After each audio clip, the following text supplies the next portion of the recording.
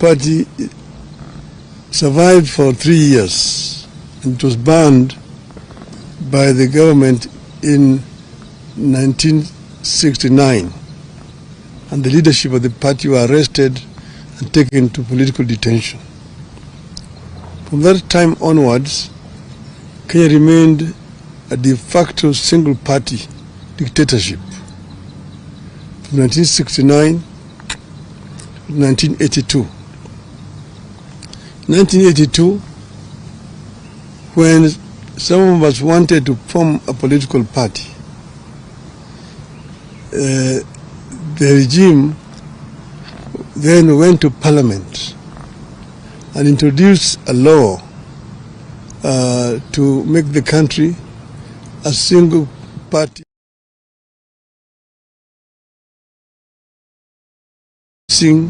A constitutional amendment which is known as Section 2A that made it illegal to form any other political party.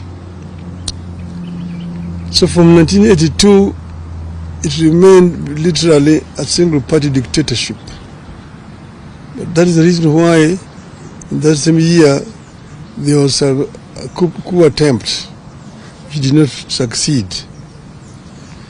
But before that, a number of Kenyans were arrested and taken to political detention. Most of them were lecturers at the University of Nairobi. Mukarunganga, people like Professor Katama Mukangi, Professor Willy Mutunga, Dr. Professor Yugi Akongo,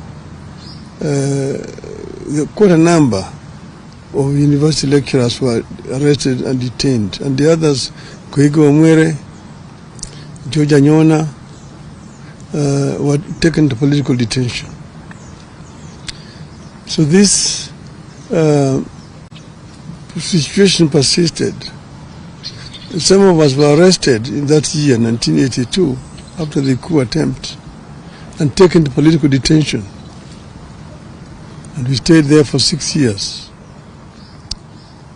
Then in 1988, KANU brought an amendment to his laws, saying that they were bringing what they called direct democracy, where there was a nomination process, where people were lining up behind the candidates.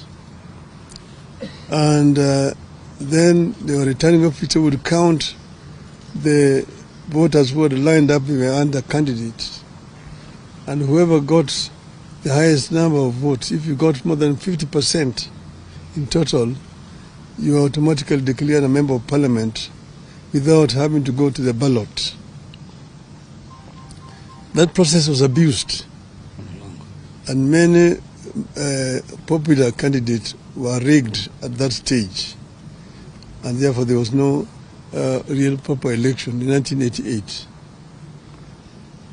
This now added momentum and anger to the movement for change.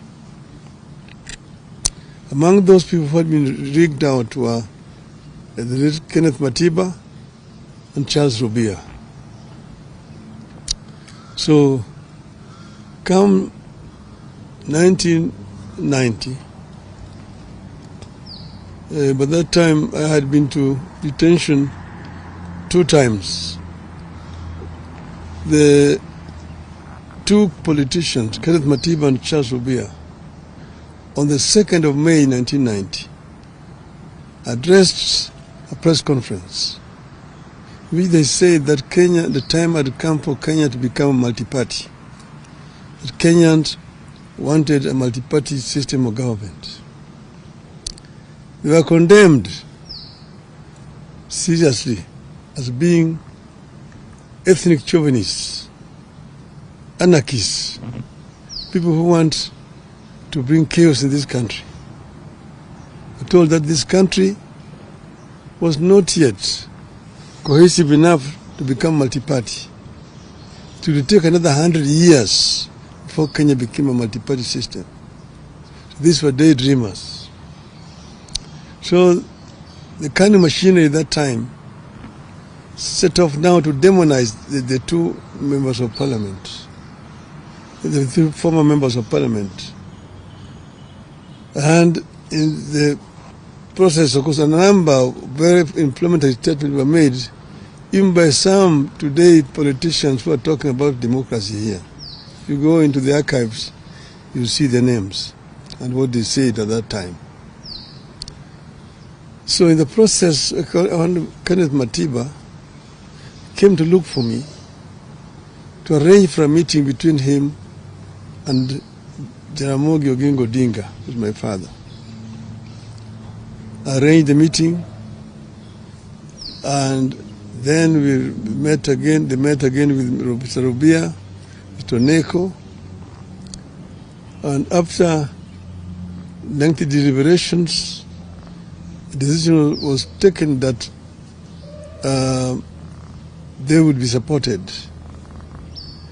At that same time, they sent the goons to Matiba's home the following day to attack his family. Matiba's wife was very badly wounded, Edith, and she was admitted to Nairobi Hospital, where we went to see her. After that, we, myself and Kenneth Matiba and Charles Rubia, made a statement which we said we would go to Kamkunji to ask Kenyans if they were ready for multi-party. And we do it on the day of the 7th of July that year, 1990. 7th of July, 1990. So after making that statement, we then now went on to mobilize for the meeting at Kamkunji.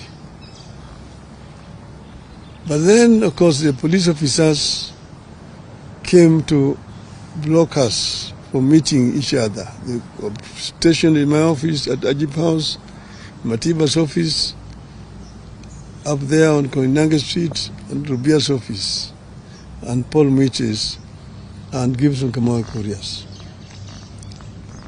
On the 2nd of July, 1990, Matiba and Rubia were arrested and taken to detention. On the 4th of July, I was arrested and taken to detention.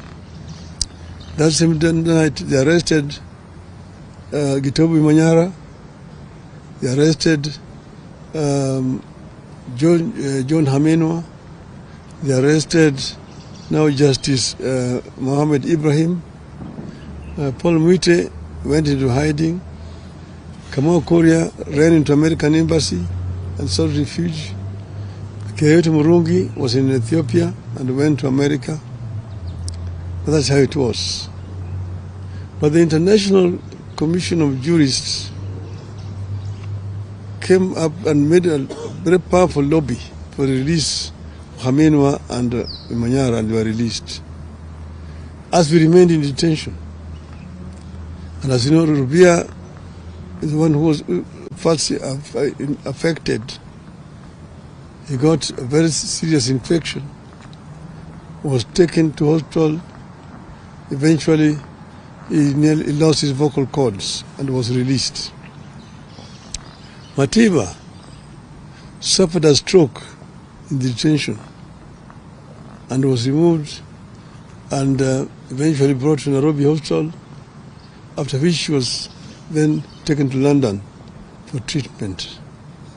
That completely undermined his health permanently. And these two people eventually died because of not old age at that time, but because of the injuries they sustained while in detention. Many people, but in spite of our being detained, the Kenyan people braved it and came out in numbers to go to Kamkunji on the 7th of July, 1990. Many people were killed attempting to reach Kamkunji grounds that time. So then, after we came out of detention, then Ford was formed. We formed Ford. After forming Ford, again we get pressed and said we were going back to Kamkunji. Eventually, when I was targeted again, I was moved away from here and taken into exile. But our people braved it and managed to march all the way into Kamkunji. And you see the photograph in front page of Nation there today. You can see Martin Chikuku, James Orengo, Anyang Nyong'o, Masinde Muliro on the back of that truck getting up to Kamkunji. That was not on Saba Saba, that was on the 16th of November 1991. But it's still the Kamkunji. That's why Kamkunji is very historical for the second liberation of this country. And that's why we celebrate Saba Saba. The fateful day on which Kenya's struggle for multi-party democracy took the most decisive turn is iconic and historical. It's a day rivaled only by the present day Mashujaa Day, previously Kenyatta Day, that celebrates the arrest and detention of the freedom fighters jointly called the Kapenguria Six.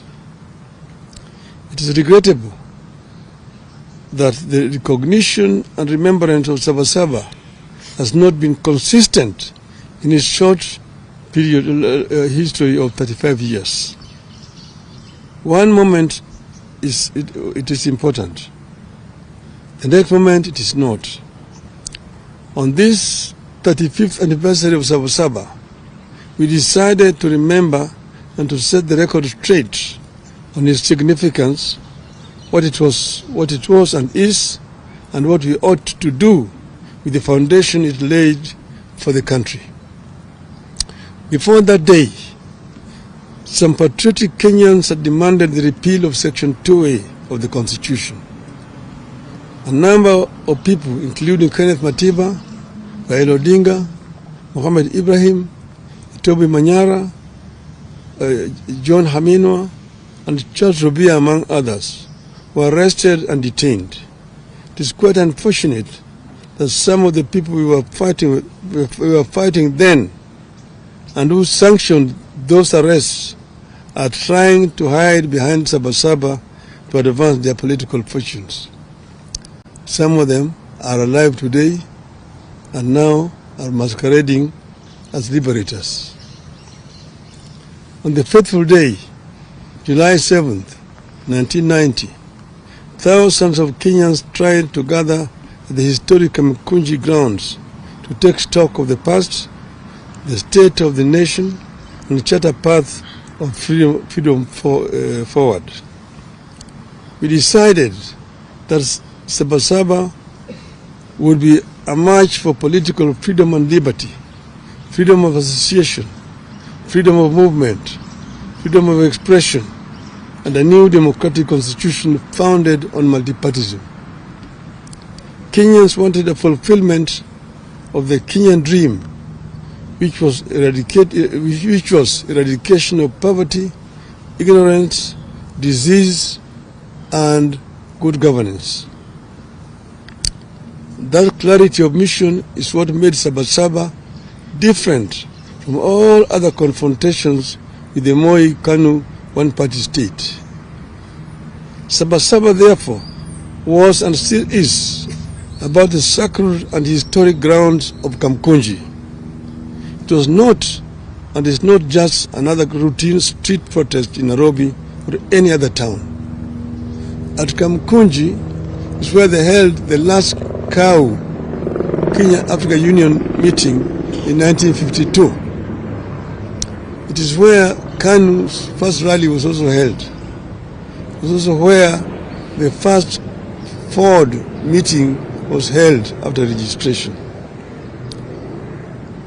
Saba Saba had a singular purpose: to the repeal of Section 2A of the Constitution and allow multi-party democracy in Kenya. Saba Saba had clear and known national conveners: Kenneth Matiba, Charles Robia, and yours truly, Raila Odinga. It was what gave birth to a bigger and powerful forum for the restoration of democracy, Ford.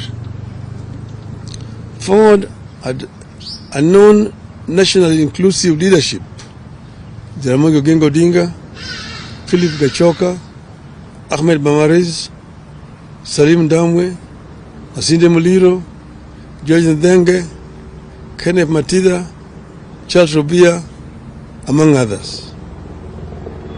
Saba Saba was inclusive, democratic, and intergenerational. The old, the young, people in and out of the government, professionals, academics, trade unionists, civil society, women groups, and religious groups. All of them found their voice in what it stood for: a people's struggle for good governance, freedom, and equal opportunity for all. It was not one group against the entire nation. It was not a community against that community, or of this age against that age. The movement stood for a peaceful and constitutional change of guard. That is the reason it focused singularly on amendment and later on the overhaul of the Constitution. These features are what made Saba Saba succeed. A year after the march, on December 2nd, 1991, President Moi capitulated. Section 2A of the Constitution was removed. Multipartyism was reinstated. We achieved our core aim, which was to return Kenya to multipartyism. Today, we have more parties than one could imagine then. That single amendment paved the way for the complete overhaul of the Constitution and the birth in 2010 of a new Constitution that came with provisions for fundamental freedoms and liberties that our citizens enjoy today. It is clear that many of the ideals espoused by the dreamers behind Saba Saba have become part of the national aspiration. We are a better nation because Saba Saba happened. We have a duty and a responsibility to honor the men and women who dared to dream and to turn out at a time of great peril to themselves and their families. 35 years later, the country is grappling with a new wave of unrest and political activism. The question we have to ask ourselves is, where do we go from here? Do we embrace chaos or a coming together of minds and country? As a living architect of the events leading to the Saba Saba, I choose a coming together of minds and country in the interest of the country I long fought for its progress, stability, and prosperity.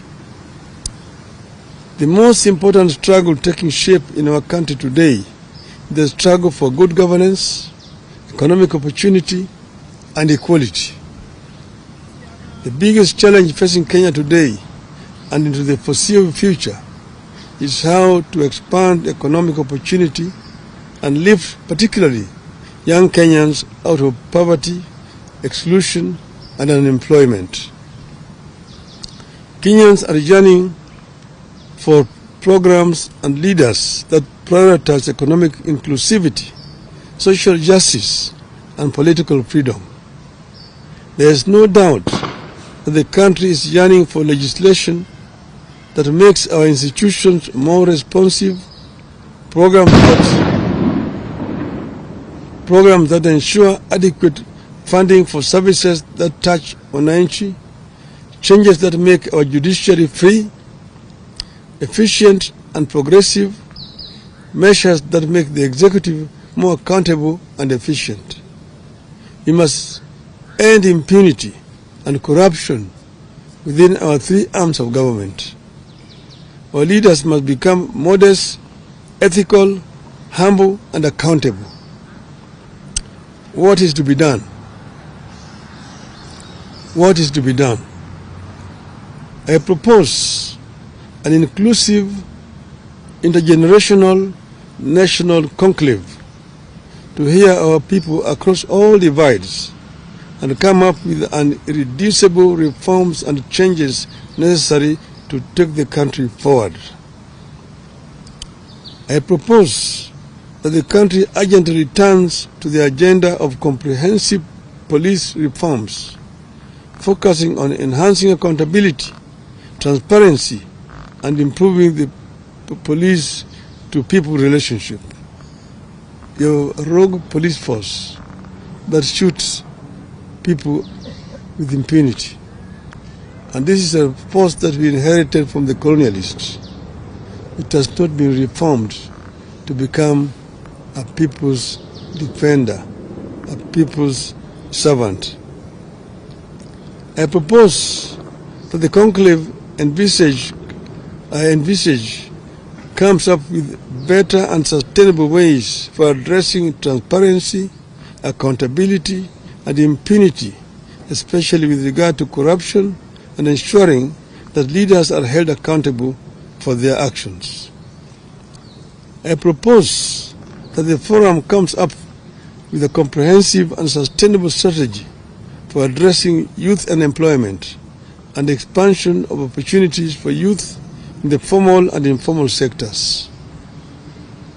Such a national conclave must have clear terms of reference and be populated and helmed by the most serious and sober minds in our nation.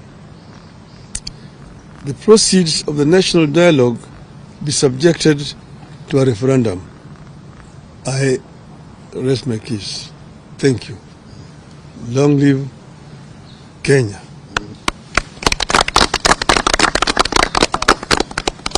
you have any questions or just maybe one or two? Say your name and the video. Thank you. My name is Duncan Remember. I work at the NTV. We have touched on issues of urgently looking at police reforms because they have gone back to the old days. What do you say of the interior CS issued shoot to kill order about 2 weeks ago, a day after the June 25th protests? And secondly, you have said that where do we go from here? You have a close arrangement or working formula with the current president. What have you advised him? Because the country appears to be teetering towards its on the brink of precipice, so to speak. So what have you said? What have you advised the president? Because it appears the country is being turned into a police state, or what you can say it is teetering towards a failed state. We talked for a long time about police reforms. Not just this time, not with regard to this regime. In the regime before it, even one before that other regime.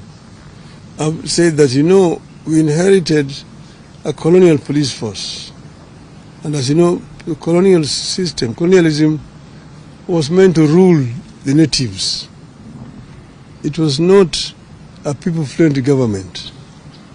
So what should have happened was to democratize this police force, reform it so that it becomes a service, not a force.